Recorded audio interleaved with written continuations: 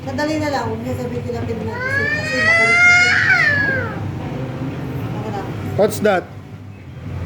Hindi pa natutulog yan eh. Papunasan na yan maya-maya. Dire-diretso na tulog nito. Mamaya mo nalilisin yan. Kagabi, nilabas na namin yung papa mo yan. Lakot na. Ayaw matulog, nagising. Kaya pala narinig ko kayong umalis. Yung lolo ko, first owner yun dati. Sa lahat ng tanong ng teacher, sumasagot siya. Wala yun sa lolo ko. Boy. pare. Yung lolo Boy. ko, first owner din yun. Boy. Tapos magtanong yung teacher sumasagot siya. Wala Ninong. sabi mga lolo dito. Pare, alam mo, Hingi. yung lolo ko, Ah, alam ko. teacher. Ha?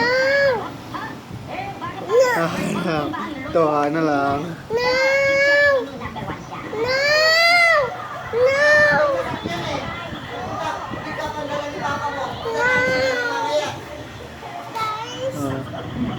Pinasok niya na ngayong gabi.